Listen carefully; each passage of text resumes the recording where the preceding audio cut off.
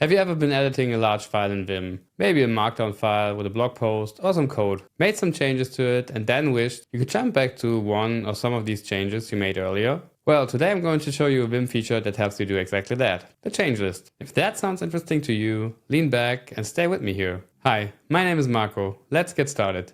So what exactly is the change list? The change list is Vim's built-in memory system that automatically tracks every position where you make edits.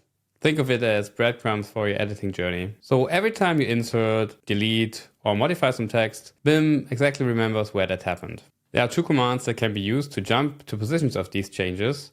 So there's G semicolon that goes to older positions in the change list, and there's G comma that goes to newer positions in the change list. Also note that both of these commands here take account, so you can make bigger jumps as well. But let me show you how this looks like in practice. So we're starting with a clean slate here. You can see the change list if you type in changes in the command line. You see this list is similar to the jump list we've covered in the last video, but it's empty currently because I didn't make any changes to this file yet. So let's do some changes and see how this works out. So let's say I'm gonna make a change here, like I want to say it's a revolution, not an evolution here.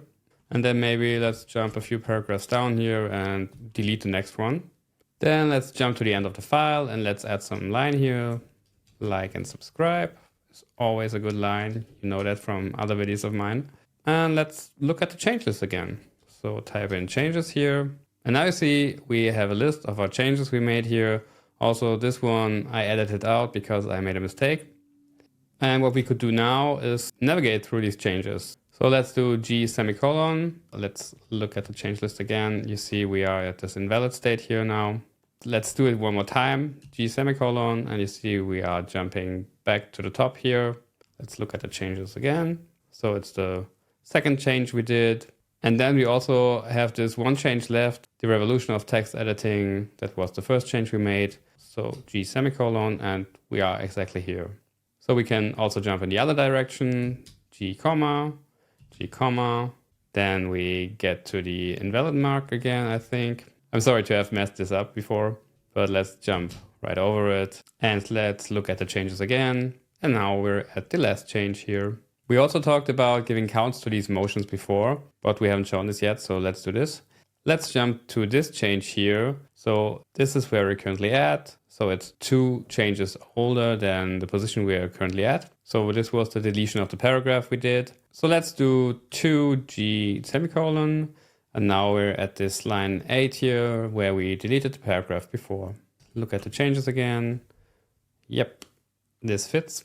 Also, if you want to go to the last change or to the first change you did in the file, you can use a very high count and it stops at the last or at the first change if the number is higher than the available changes in each direction. So let's also try this, do 999 G comma, and we are at the last change again. So some more things that might be good to know. First, the change list is smart about the proximity of the changes. So if you make multiple changes nearby, so for example, change a few words in the same line or something that are really nearby, the change list only remembers the last change you made. So let's see how this works here. So again, have a look at our changes. We are at the last line where we made this change.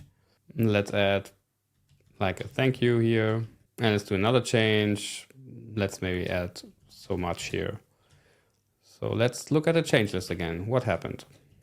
You see the last line just changed a little bit and the column just updated with the final change we made in this line. Also good to know is that each buffer has its own change list. Let's just create a new buffer here. Let's just call it new. Look at the changes and we see the change list is still empty. If we jump back to the other buffer and look at the change list again, we see our changes here are still there. If you're still here, it would be great if you like and maybe also subscribe. If you want to support me even more, there are some membership options down below. There are some different options. Maybe there's something interesting for you. Again, thank you so much for watching. See you around and take care.